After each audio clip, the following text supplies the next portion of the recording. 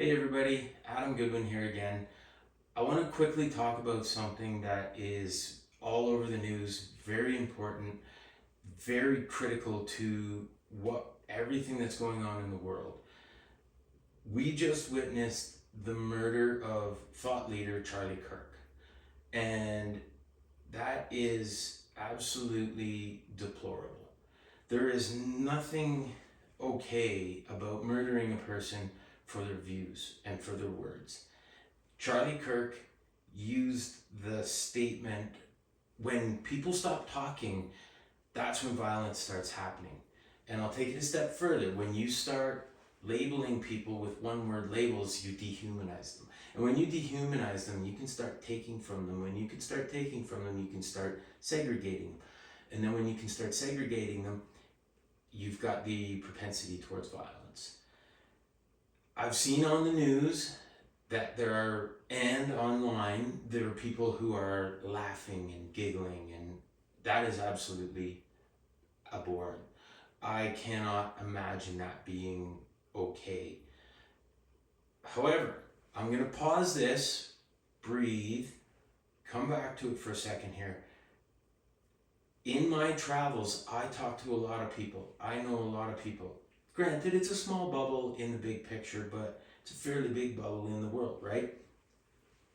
I've never heard anybody celebrate, laugh, or giggle about another human being being murdered for their ideas. And this rage machine that's being driven on social media, we all know social media is not designed to make you feel better about things. Social media is designed to make you envious, to make you outraged, to make you wish you were somewhere else. I don't think for 1 minute that there's actually a large number of people doing this. I think that the rage machine is pushing this.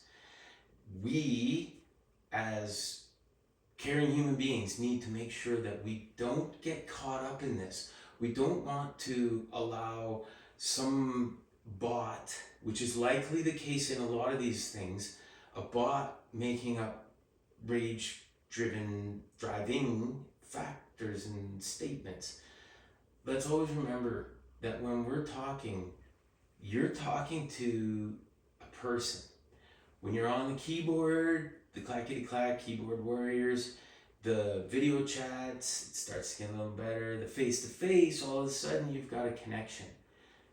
Don't ever forget that when you're talking to someone, you're talking to a person. Share your ideas, keep your emotions where they need to be, but don't ever push somebody away because they have a different opinion than you have. Make sure that we continue to keep the conversations open on all items. I watched Chase Hughes. He's a former CIA agent, extremely educated in psyops and all kinds of brainwashing and what makes us tick. He said that the rage machine is driven by the people who are on either side, technically both sides of the political spectrum. It's not left versus right. It's not any kind of ideological drive. It's splitting us down the middle on whatever they can find to put a wedge in to drive rage. Sports even. I've seen online arguments over sports that go and get downright personal. You don't play for the team, bud. Relax. I've seen, obviously, political discussions go too far. I've had the very, real benefit of the fact that so far, here in Red Deer, I've seen the vast majority of people doing their best to keep it civil, and I thank everybody for that. And that's really the message that I'm trying to get out. We have some very charged issues, emotionally charged issues, because we're talking about things that affect people.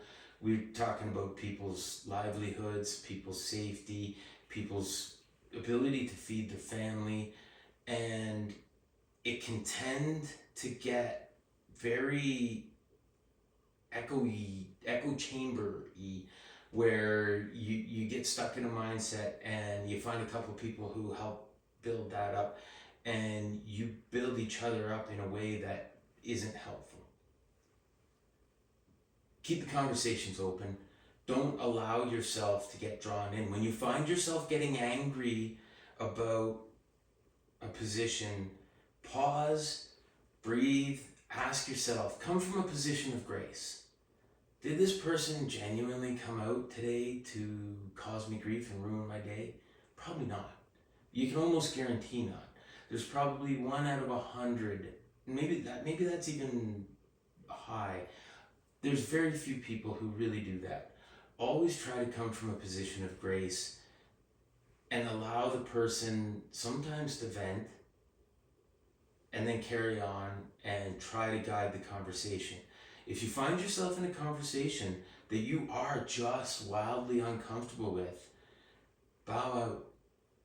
Explain something. I don't care. Make up a lie. If you're not comfortable and you want to go, say, I just remembered, whatever. But de-escalate.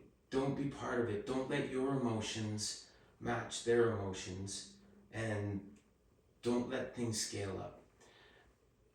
As we go forward in this election, as I mentioned, I've had tremendous interactions with everybody on multiple sides of multiple issues. My approach is always pause, breathe, think, is this really this big of a deal? Is it really something that I need to get upset about? Chances are, no, it's not. Because I can't help anything if I'm upset. You can't help anything if you're upset. You have to get to a rational mindset, talk, open the conversations, and figure out where you're going to go from there. I'm not implying for 1 minute that Red Deer is sliding down into a rage machine abyss. I am, though, saying that we're not immune to it.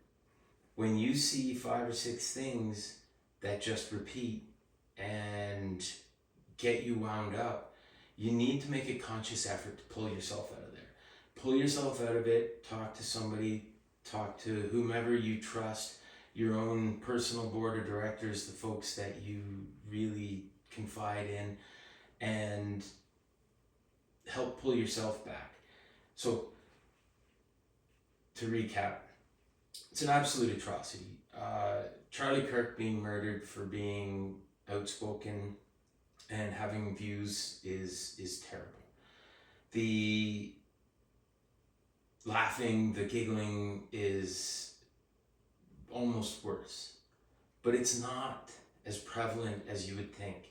You see it over and over again because every time you open up your Facebook, open up Instagram, X, whatever, and it's there. And so part of your brain just registers as that's what's all out there. There are so many other things out there.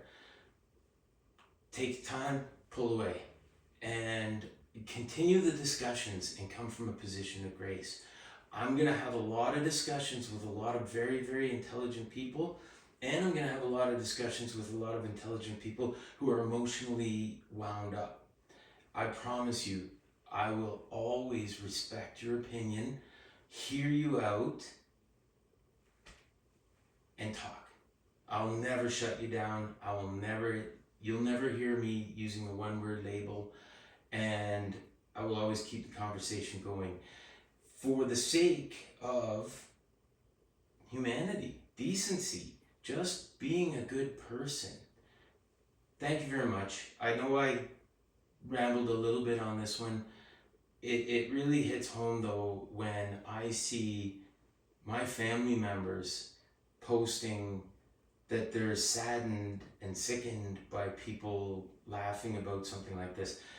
And I just want to make sure that there's that critical lens that asks the question, is this real? Are there really that many people doing that? And I don't think there are. The ones that are, But you know what? There's sociopaths, there's psychopaths. We have them in our society. Don't let that skew your vision of the world. The world is pretty fantastic, and the best way we can make it better is if we work together and we communicate. And when you think you've over communicated, you're probably about halfway there. Keep going. People want to hear, people want to talk, learn more, read more, and then discuss more. Thanks very much, everybody, and I do hope you have a terrific rest of your day, night, whatever time you happen to be watching this. Thank you.